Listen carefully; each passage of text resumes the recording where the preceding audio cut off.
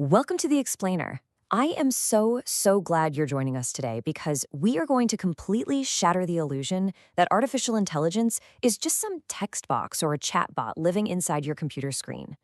For a really long time, that's exactly what it was, a digital brain trapped behind glass. But the reality of AI is shifting, and it's shifting incredibly fast.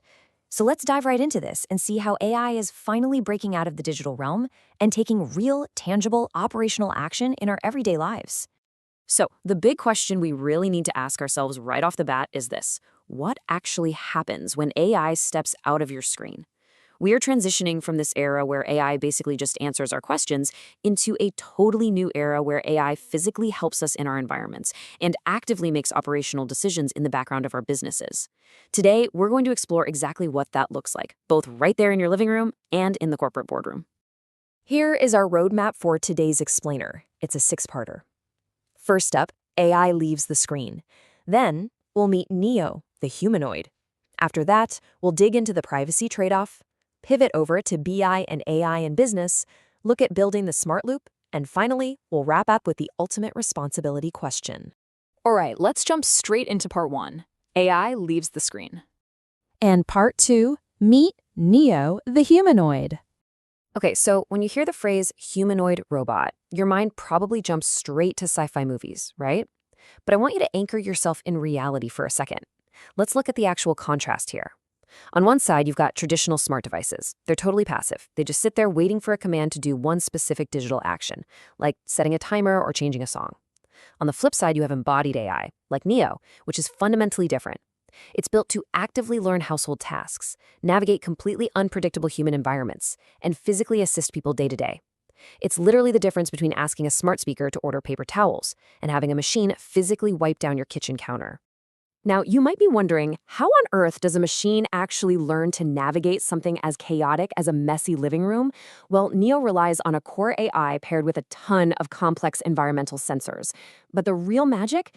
That happens through imitation learning and human-guided training. It watches, it learns, and it takes real-time feedback from us to gradually get better at doing real-world stuff. It's not just pre-programmed with every single household scenario ever. Instead, it adapts on the fly. The potential for embodied AI is absolutely massive. Just picture this for a second: having a robot in your home that can provide dedicated physical support for an elderly or disabled family member, giving them this totally new level of independence. Or think about the sheer relief of outsourcing all that repetitive household work for busy families and professionals. We are literally watching the creation of a brand new physical interface for AI, one that makes personal assistance incredibly practical and accessible for pretty much everyone. Which brings us to part three, the privacy trade-off. But hey, we need to have a serious reality check here. Bringing these highly advanced sensors into our most intimate spaces, that comes with some very real risks. For a humanoid robot to actually function, it has to see and hear its environment. That means cameras, microphones, and sensors continuously mapping your home and scooping up personal data. Naturally, this raises huge questions around privacy and data security, like who exactly has access to this data? How do remote supervision protocols work? And then there are the deeply human concerns, stuff like physical safety, the weird potential for emotional dependency on a machine, and of course, the broader societal impact of job disruption as these robots start taking on more capable roles. So it all boils down to this: trust will ultimately decide how far this technology can go. For Neo, or really any humanoid out there, to become a trusted companion, the tech has to be completely transparent, exceptionally safe, and rigorously focused on privacy. Users absolutely must retain total control, and the companies building them have to be radically honest about what these machines can't do. Without trust, this massive opportunity, it stops right at the front door. Okay, let's switch gears a bit for part four, BI and AI in business. We're going to transition from the living room straight into the boardroom now, because AI stepping out of the screen isn't just about physical robots folding laundry. It's also about taking real operational action in the background of our businesses, especially startups. Look at this quote: "Startups don't usually fail because of lack of ideas. They fail because of inefficient resource allocation." What a powerful hook, right? If you're a stressed out startup founder, you feel this pain in your bones. The problem is rarely a lack of vision. The real problem is figuring out exactly where to put your painfully limited time and money to survive and actually grow. So, to tackle this massive resource problem, we really have two vital tools. First, you've got business intelligence, or BI, which brings visibility. It acts kind of like a mirror, helping startups see exactly where their money is going, which marketing channels are actually pulling their weight, and where the glaring inefficiencies are hiding. Artificial intelligence, however, brings action. While BI shows you what already happened, AI steps in to predict what will happen next, automates complex processes, and optimizes your decisions in real time. And that perfectly sets up part 5, building the smart loop. When you actually smash business intelligence and AI together, you get this ultimate efficiency engine for startups, a continuous cycle. It kicks off with step 1, data, just gathering the raw info. Step 2 is insight. That's your BI stepping in to give you a clear picture of what's going on right now. Step 3 is prediction, where the AI takes those insights and forecasts future outcomes. Step 4 is action, the AI actually automating a process or executing a decision based on those forecasts. And finally, step 5, optimization. The results from that action get fed directly back into the start of the loop as fresh data.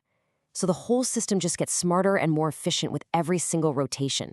It's brilliant. And the results of implementing this smart loop, honestly, they're game-changing. We are talking significantly lower operational costs thanks to automation. Your marketing spend becomes infinitely smarter because it's targeted and predictive. You start making way better product decisions driven by real user behavior instead of just guessing. You optimize your cloud infrastructure, and your financial forecasting becomes shockingly accurate. The startups that ultimately win aren't just the ones spending less, they're the ones using this loop to spend so much smarter. All right, quick timeout though. I have to throw in a massive caveat here. This isn't magic. Without clean data and proper implementation, both BI and AI can absolutely lead you straight into making the wrong decisions. If you feed garbage into the smart loop, you know what happens? You just end up automating bad decisions at a terrifying speed. Your inputs have to be pristine for this to work. And that leads us right into our final section, part 6, the responsibility question. So, bringing this whole thing full circle, whether we're talking about a physical AI like Neo folding your laundry or an operational AI like the Smart Loop managing your startup's cash, there is a shared overarching theme here. Physical AI completely fails if it violates human trust and privacy. Operational AI completely fails if it's built on dirty data and poor implementation. Both of these systems, as they finally move out of our screens and into the real world, absolutely demand an unshakable foundation of clean inputs and responsible oversight. So I want to leave you with something to really chew on. The opportunity in front of us is unbelievable. AI is finally taking action. But the question isn't only whether we can build these systems. We already know we can. The tech is literally sitting right here. The real question is, can we build them responsibly? Are we actually ready to govern this wild new era of active, real-world AI? Thank you so much for joining me on this explainer today, and I really hope this gave you a totally fresh perspective on what AI is actually becoming. See you next time.